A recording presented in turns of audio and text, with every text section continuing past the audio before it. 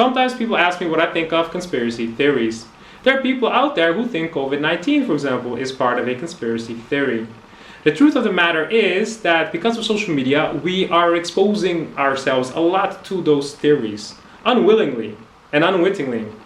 The thing is, when we are investing time in those platforms, and we invest a lot of our time in those platforms, YouTube or Facebook, then what happens is that next video or that next post that is recommended to us is not necessarily a post or video that we want to watch, but it is something that we will engage with because of that content.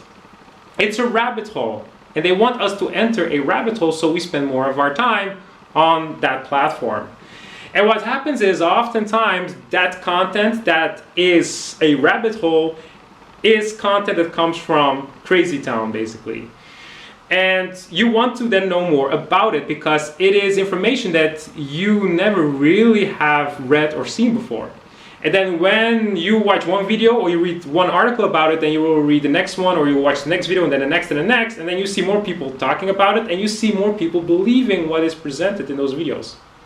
And what can happen is, and what oftentimes happens is, that people will start to believe what they see or what they read because they expose themselves constantly. And those videos are very good in explaining why what they're saying is true. And I'm not saying that everything people say is false. I don't know. But people believe pretty fast when they see that other people are believing those same facts. And the thing is, when you do not have a purpose, when you don't have a mission, when you're basically kind of complacent in life, then you're very receptive to those facts and theories because it makes you feel alive. It gives you some weird sense of meaning, like now you matter, now there's something to focus on, because we people want to focus on something, right? We want to feel alive, we want to matter, we want to get excited about something, we want to place our energy on something. And placing our energy in a conspiracy theory is easy. To believe something radical makes us then feel we belong to a particular tribe. We can say, I belong to you guys. I believe the same thing as you guys. And that can be dangerous. You want to always remain rational. You have to understand that social media is introducing you that type of content, and then is also going to serve you content that will say to you why you should believe those conspiracy theories. So when you see something about A a lot, then once you see content that says B, you are not going to agree with B because you've been exposing yourself so much to A. Or you will see content that says B is wrong, C is wrong, D is wrong, and A is right. So even I've seen people who have exposed themselves to content, and now they're constantly talking about it.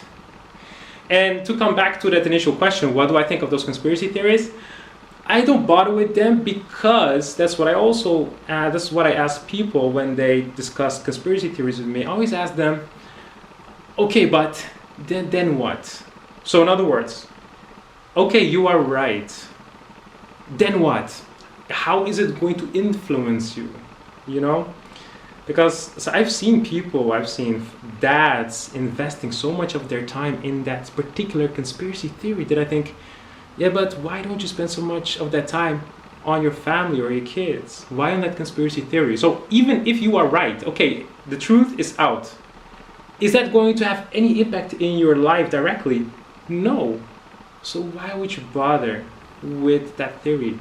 Why would you spend so much of your time and energy on that thing? Isn't there something else that you prefer to place your energy and focus on?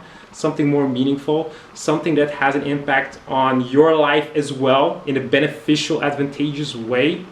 Why investing so much in all those conspiracy theories? Just because you then have something to be excited about? Find something else to be excited about.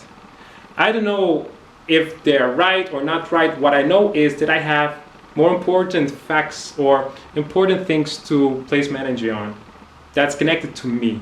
So that's what I think of conspiracy theories. I don't really talk about them. I don't really have any opinion about them. What I know is I'm not believing anything quickly just because I'm exposed to particular content so many times.